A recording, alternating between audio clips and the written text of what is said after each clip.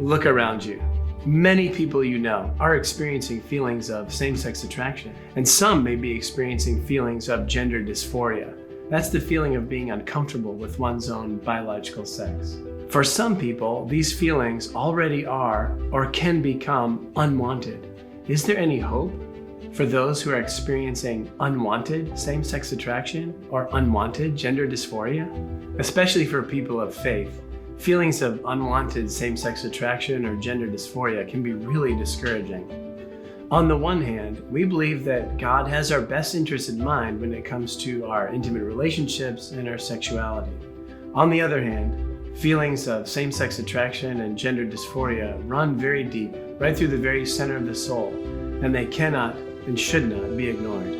So what are we to believe given the cultural moment we find ourselves in, where so many voices are raging in the public square and on social media regarding LGBTQ issues? And what are we to do? Whether we ourselves or someone we know and love is experiencing unwanted same-sex attraction or gender dysphoria, we at Cornerstone believe you'll be really encouraged and challenged by these life stories.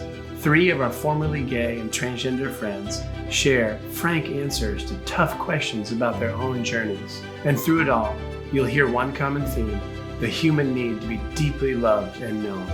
After watching, be sure to connect with us via social media to continue the conversation, and visit our website, nhcornerstone.org. Thank you. Let me bring up to the stage Liz Flaherty, Jeffrey Johnston, and Ken Williams. You guys please join us up here on the stage. You guys give a huge round of applause for these guys. Liz hails from Nashville, Tennessee, but connected with Ken at Bethel School of Ministry in Redding. Is that correct? Yes. And you're originally from Northern California. Mm-hmm. Awesome. Yes. But you live with your husband now in Nashville. Yeah. And we had a good conversation about Krispy Kreme and how we don't have them here, but she does. So when I go to visit her, we know where we're going out to eat for That's sure. right. Liz, pleasure to have you. Tell us some of your story. Awesome. Thank you so much for having me here. Yeah, I've known Ken for 20 years, so it's pretty amazing. We laugh about it a lot, that we would be doing this. We didn't expect to be doing this, but so thankful that we get to share our stories. So I grew up in Northern California in the Redwoods. I don't know how many of you are familiar with Northern California, but I was born in Silicon Valley. My parents worked for Hewlett-Packard, and when I was 7, my dad felt the call to become a pastor of an Assembly of God church up in the Redwoods. So we moved, went from my awesome Christian school and the wealth of Silicon Valley to a town of 1,200 people and a member of 5 at our small Assembly of God church. And much of the culture there was New Age. And I joke, I said it was rednecks and New Agers. And they got along most of the time, but a lot of times they were picketing each other in Earth First riots, or not riots, but protests.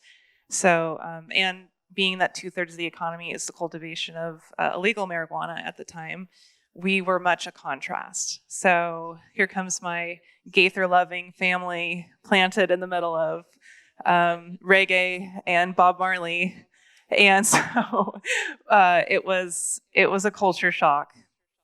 And so I think back. One marker I want to talk about first, and I'll come back to it, was something that really did shape my understanding of my sexuality. Is that I was molested at the age of 6 by a family member, and it was something that I hid from my parents. And it wasn't until later that I would discover that both my parents had been sexually abused, even though they did their best creating an atmosphere of love and godliness in our home. That was an element that played in, as I'll go into further. But that moving into that environment where we were much trying to just keep our head above water in that culture and to love well, and the church was right next to the house, the parsonage, and there was literally a path that led right to it. So, and it was in the middle of town, across the street from the school, and we lived in a little town that was right on the 101. So if you're familiar with the 101, it runs right through California, top to bottom. And so we had a constant traffic of transients that would be at our home, knocking at the door all hours, asking for food. And then a lot of the community, it was a drug culture. And so home was the only place that really felt safe to me. I struggled a lot with even leaving the house. I was very, I think I would be diagnosed with agoraphobia. My parents would try to send me to school. I would throw up. I'd have anxiety attacks, and I would go home. And so it was this kind of atmosphere of not understanding my authority in Christ, not understanding just the protection of the Lord, being in that kind of hostile. I mean, I love that community. I still have friends there, good friends. And we were definitely there to change the culture. But that kingdom mentality of like, we are the head and not the tail. We are here to bring the presence of the Lord. That even though my parents were Assembly of God and they believed in the gifts, they didn't have really an understanding. They loved really well. My dad would, feed anyone who came to him, spend hours pouring into people. But it was very much that mentality of we were not setting the tone. And so with that, I tried to engage with my peers. I felt very rejected and had a lot of anxiety. Ken was the skinniest kid. I was the fattest kid in class. So being a girl and being just never pursued or valued or treasured or even having other Christian friends to really do life with, there was that constant outsider feel. And so when I could go to school, when I could muster up the courage to go, there was a lot of anxiety. So I moved into middle school. I was exposed to pornography probably about the age of 10 or 11 by a friend, that and also and alcohol. And so I hid that from my parents. It was around that time that I learned that my mom was sexually abused by her father and by a pastor. And so sex was never something discussed in our home.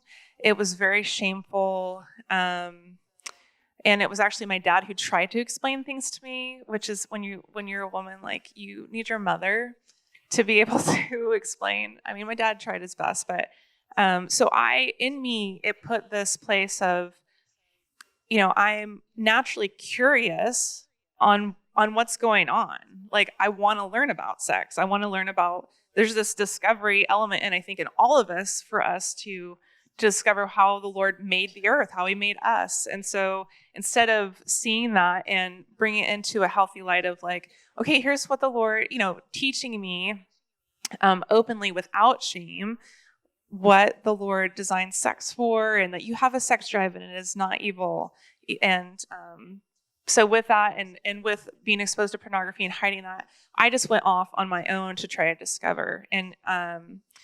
And so that moves me into high school, and I have that, I'm trying to intimately connect with men. I don't feel safe. I don't feel a connection there. I'm not pursued. I did lose my virginity at 17 to a random guy, which I also hid from my parents, just because that longing to just be cherished and loved was there. Although I look back and my same-sex attractions started probably around 7 or 8. And I think that stemmed from that curiosity of really being on my own to discover my sexuality with just feeling much more safe and secure with my female friends. And so from that abuse, early on it was a male adult who abused me. That just perpetuated these barriers, which I see developed into my high school years, where it just sort of pinnacled, where my parents had gone off to the Brownsville revival. I don't know if any of you are familiar with that. And so it was this time where, all this time I was the first one to the altar. I was the first one to say, Lord, use me. But being, I'm like 6th generation believer, many of those pastors, and in missions. And so we have this great heritage, but we also have this bent to legalism. And when I say legalism, it isn't being disciplined in the word or being disciplined in my faith. It was actually something that put requirements on going into the presence of the Lord. That when I would sin or I would fall and I would know like this isn't right, but I'm so in bondage, I don't know how to clean myself up and go before the Father.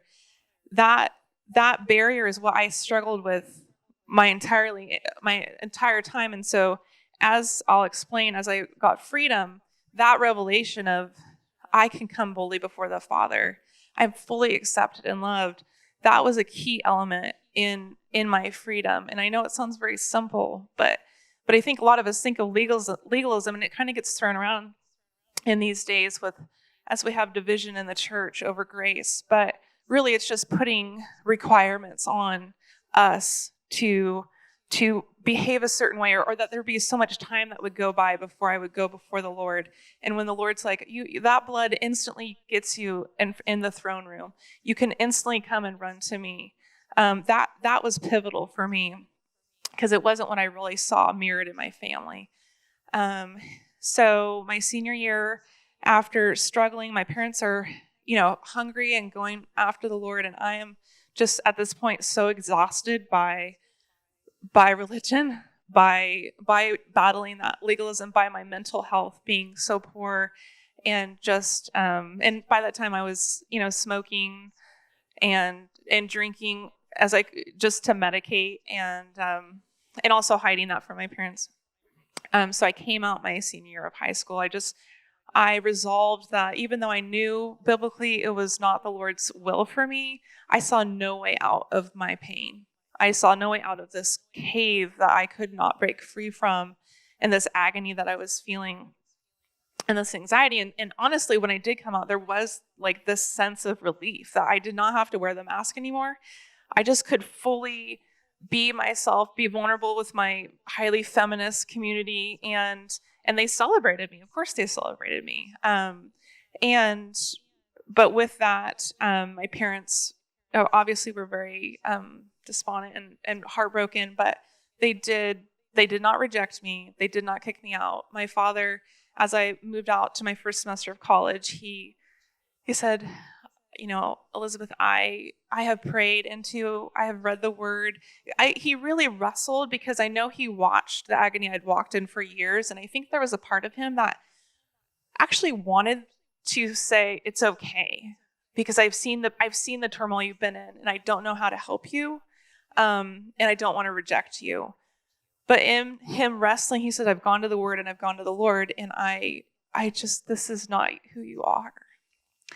And what that did is it created a place that I could come back to after I left with my inheritance, like the prodigal son. And even though, we think of the prodigal son of prideful and arrogant, and yes, he was, but I think it's that search for significance and for that freedom, because we have this false notion of God, and our hearts are so wanting to please him, and he doesn't want to be. He just wants all of us. He wants our heart. And so I came out. I ended up really just going all out. I was on LGBTQ panels, activism. I was totally butched out, and it just completely throwing away any sense of femininity that I could, and just you want me to go into college and then please, yeah, yeah. Okay, I didn't know how I'm doing on time, so you're good. You're about 5 minutes. Okay, great. So with this, in my first semester of college, I get a phone call from my dad, and he says, your mom has breast cancer, and so within 3 months she had passed away. And that I have a younger brother who's 9 years younger than me, and I would go home. My dad lived 2 hours away. He's still pastoring the little church, and I would try to help them, and I couldn't even help myself. And so one day I just had this encounter with the Lord. I was high in my living room, and I was living with this hippie couple, and they were gone, and I said, Lord, first of all, I don't think I'm supposed to talk to you. I'm high. This is a risk. I may drop down dead. I'm just going to give this a shot. What do I have to lose? And I said, I can't get myself, I don't know what to do. I can't get myself out of this. And the Holy Spirit just came in the room, and it was like I could breathe again after years and years of desperately grasping for air, drowning. And it was from that point that he led me, and there's so much to the story. I have written 2 books, The God of My Parents, which goes into detail with my testimony. and Discover Eden, which is more of a teaching book for sexuality for women. But with that, he set me on this road of, whenever you come to me fully vulnerable, fully honest, this is what I require from you. This is what I will set your life into motion towards life and not death. That is the grace of the Lord. And it's not license to sin, and it's not legalism. It's liberty. It's the road to truth. So from that, I ended up going to school of ministry, had amazing encounters with the Lord, but even then I still struggled with pornography and same-sex attraction. And it wasn't until I found a ministry called Living Waters, where really, and Ken and I have talked about it, the information is good, but it was the teachers that we had who had walked through sexual brokenness themselves, who could just teach us by demonstrating this is the way that you walk into wholeness. And so as I did meet with a counselor, I did unpack those years of abuse and trauma. That played a huge role in the barricades coming down and me being able to intimately connect with a man. I've been married for 14 years, and the Lord has done amazing things. Thanks. In our marriage. So I would just say that there's no story that has been marred by trauma that the Lord can't speak into. And there's no person who is so given their lives to license to bend to the culture that the Lord cannot reach. And so I think it's just important to guard our hearts and how we pray for those in our lives, whether they're people who have been exposed to the gospel or people who have never heard the goodness of the Lord, that we guard our hearts and how we intercede for them and how we present the gospel to them and how we live and love them, because it's so easy part of, I think, why it has taken us so long is we have had to wade through church culture to get to, it's created endurance in us, but my heart is that every church would be equipped to bring in the broken at any level and nurture them and disciple them into health, and that we don't. I'm a director of a network of ministries that brings resource to churches and individuals. But actually, my heart is that every church would be equipped, that we wouldn't need power ministries, that we meet on Thursday night in the back of the church, that we are living out loud in front of each other, and that there's such a shame-free environment that there's this liberty where no matter if you've had sexual brokenness or not, you can say, this is the way that the Lord redeemed me. This is in the way you become vulnerable with your community, that there are no masks, that we don't allow for performance and for, just identities to be found in our careers or ministries or things like that, that we create a space that we can be at the family of God. So that's incredible. Guys, why don't you give a round of applause to Liz? Liz, your story reminds me, you remember the Corrie ten Boom from World War II, right? Saying there's no pit, after being in concentration camps, there's no pit so deep that God is not deeper still. And you just mentioned that, and I appreciate that. And we're hearing, Ken, as you mentioned, this common theme of God's pleasure in us coming to him without pretense. That's what I'm hearing from both of you, and especially in the HDR, heavy, deep, and real, the deep, ugly. This is what actually arouses me. This is where I'm actually living. This is what is actually going on. And that seems to be a common pivot point for both of you, is when both, even though you're high, even though you're aware that, you're having this physiological reaction to a male, you're able to say, God, this is who I actually am. Come. And something shifted at those moments. Liz? Can I share one more Please. part I feel to share? Okay, so I just want to share very briefly about how I was freed from pornography. And I was addicted to pornography for probably 12, 13 years. And I when I speak, my heart is that women understand, because it's difficult. It seems like it's okay for men in our church communities to have explored, and it's more socially acceptable. And I'm not saying it's not difficult to get free from pornography for men, but I am encountering more and more that for women, it's much harder to come forward because we often are not supposed to have a sex drive. So we don't steward our daughters in that way. It becomes genderized, which because of our technology and because of our access, more and more, it's not gender bias. Sin is not gender bias. So let's leave room for our conversations when we approach our children to dialogue about it with both our sons and our daughters. So just in short, with the last day that I ever viewed pornography, it was a year into my marriage, and my marriage was falling apart, and that's for a whole nother session. But I knew in that moment I came before the Lord, and because of my understanding now of His love for me, I knew He showed me what not only the consequences of if I continued in it. Yes, He would still love me. Yes, He would still embrace me.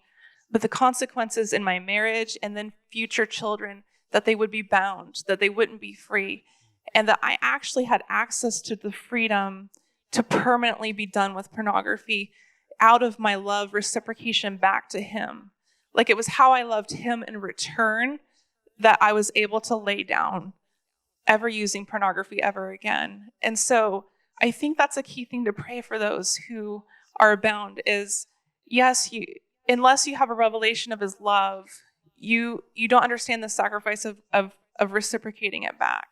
And that, that's the crown I want to toss to His feet, is that lavish love back to Him. And that's the empowerment to lay sin down. So helpful, because getting into the nitty gritty of the dynamics is so critical, because that's where we're living. We're living in our thoughts. So I really appreciate you spelling that out for us.